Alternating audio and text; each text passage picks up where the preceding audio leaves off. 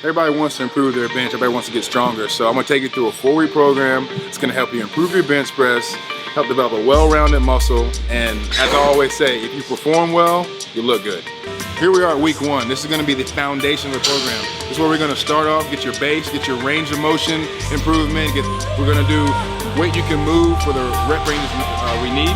So we're gonna add weight as we go and progress as we go, but we're building off of this. So it's not a place for you to put on as much weight as you possibly can. It's for you to develop the movements and to get your foundation and to do it safely. So we're starting here. If you look behind me, the bar's empty.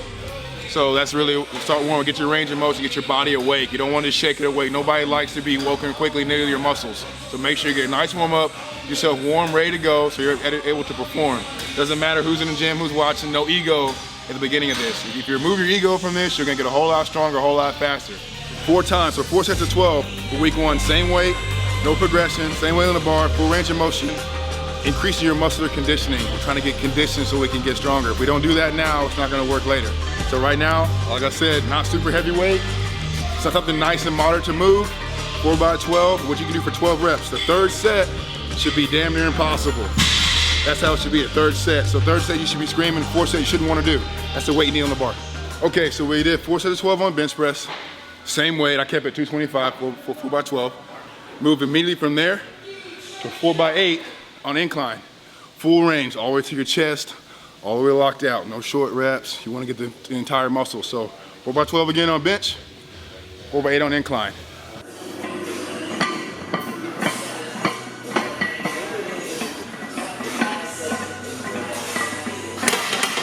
So for dead bench, you wanna find a rack that's gonna allow you to do the last half of your movement. That's the whole point of this, is the lockout, the extension.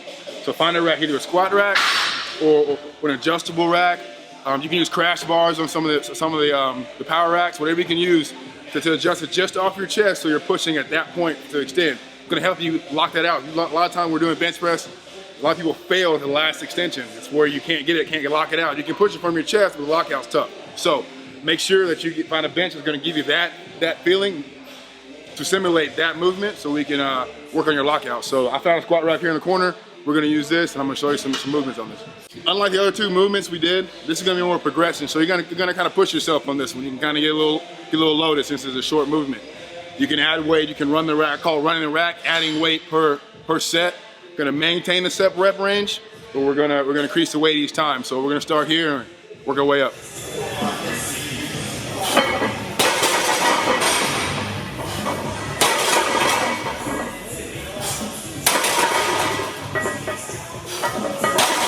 All right, so we're here at dips, right here. We're trying to stretch out the muscle belly. So when you're stretching out the muscle belly, like on flies and or dips, you want a full range of motion. So you want to go with the full contraction and extension of the muscle. No short movements. So again, we're full range here. We're 4 by 15, no weight for the first week. Foundation week, you may want to add some chains and a weighted belt. Don't. Go full range of motion. You don't know what your shoulders are doing. You're gonna find out about your shoulders and your chest when you get into this. So, full range of motion, all the way deep to the bottom of the muscle in full contraction. That's what we're doing here, 4 by 15. Okay, in order to be strong, you have to be explosive. So, what we're gonna do here is a PLYO push-up. Basically, a stomach and chest on the ground. Push your body off the ground, kind of like you're jumping off of your hands.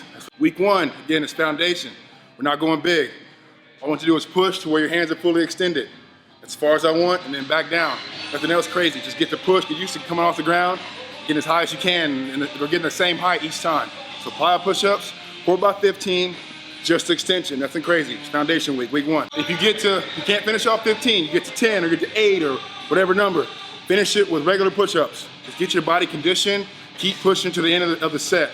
The rep range is very important. So if you get stuck at 8, rep it out for the last few, regular push-ups. But the next set, make sure you attempt as many plyos as you can and then go back to push-ups. If you get all the way through, you're a boss. If not, keep working. What we have here is a traveling push-up.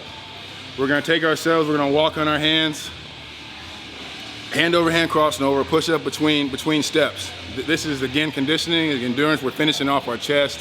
We wanna increase the volume, increase the load. We wanna pump blood to the muscle, hypertrophy, to increase more blood vessels for a bigger muscle and for more output. So that's what we're doing here. Basically what it is down and back is 1. We're gonna do 4 of those. Down and back, as soon as you get to the far cone, You start right back this direction. You don't rest down there. The rest point's here. So you go there and then return. This is the rest point. Don't stop there. Stop here. Okay, so 100 push-ups in the workout. No, it sounds terrible, it sounds grueling, and it is.